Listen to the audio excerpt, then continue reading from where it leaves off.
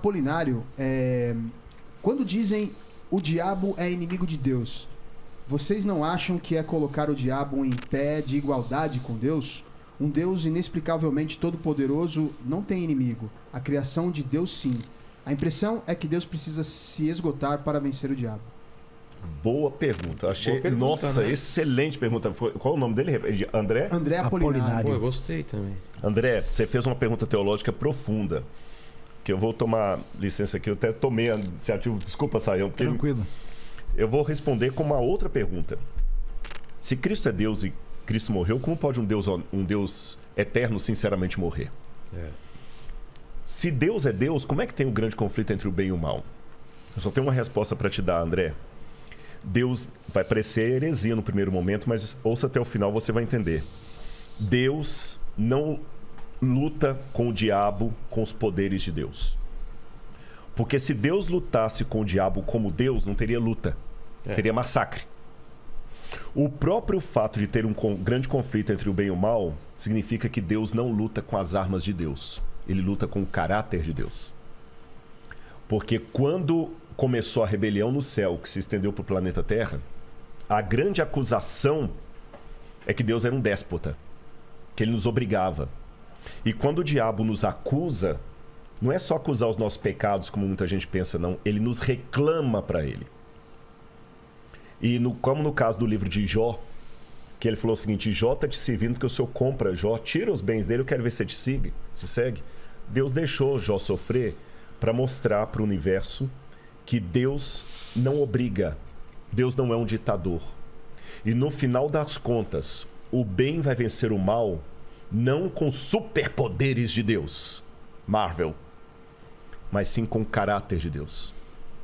Porque Jesus, por exemplo, venceu o mal quando ele estava mais fragilizado, na cruz do Calvário. E tem um texto, André, que você deve depois procurar a Bíblia para ler, Filipenses 2, verso 5, que para mim é uma das teologias, lembra que eu falei de cristologia, uma das mais bonitas, que é a teologia do esvaziamento. Paulo fala o seguinte: tenham em vocês o mesmo sentimento que houve também em Cristo Jesus. Porque ele, vivendo na forma de Deus, não ficou agarrado ao fato de ser Deus. Pelo contrário, a si mesmo ele se esvaziou. Aí no grego tem uma palavra que é gnosis, assumindo a forma de servo, vindo viver entre nós, e como servo tendo morte e morte de cruz. Aí o texto continua dizendo: por isso o Pai o exaltou sobremaneira. Ele deu um nome que está acima de todo nome. Quando eu li isso a primeira vez, eu falei assim: peraí, parece que os testemunhos de Jeová tem um ponto aqui. Porque se Jesus é Deus, por que o Pai tem que dar um nome para ele acima de todo nome se ele já tem? A questão é o seguinte: até a cruz, Jesus era Deus por natureza. Mas com o que ele fez na cruz do Calvário, ele é Deus por natureza e por honra ao mérito. Ele é Deus e merece ser Deus. Se tivesse vaga para Deus no universo, o único ser capaz moralmente é Jesus.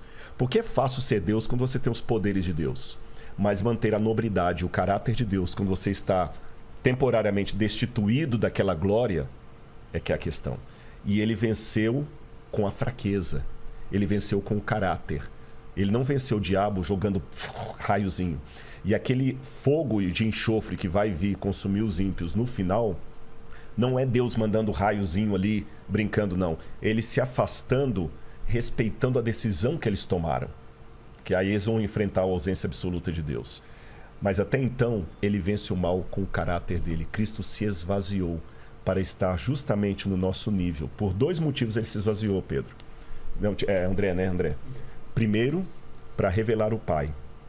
Porque Deus é tão grandioso que se Jesus não revelasse, nós nunca íamos conhecer Deus. Lutero dizia que os homens usam uma máscara para se esconder. Deus é o contrário, ele usa uma máscara para se revelar.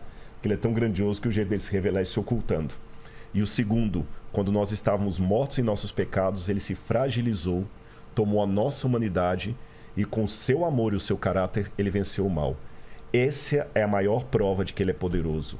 Porque poder não é você usar algo que você pode para arrebentar o outro. É você poder fazer isso e não fazer. Acho que um elemento interessante é que a Bíblia, de modo geral, e o Novo Testamento enfatiza Satanás como inimigo do povo de Deus. Inimigo da igreja, mais do que uma referência de inimigo de Deus. Nesse sentido, ele pode ser visto como opositor a Deus, mas não dentro dessa dualidade, como se os dois estivessem num pé de igualdade. Então, aquele que é chamado inimigo das nossas almas tem muito mais a ver com esse conflito contra o povo de Deus, porque Satanás de jeito nenhum é uma espécie de Deus do mal, uma criatura limitada que não tem como passar dos limites que são permitidos por Deus. Quis ser Deus, né? Mas não Pois é, não deu certo.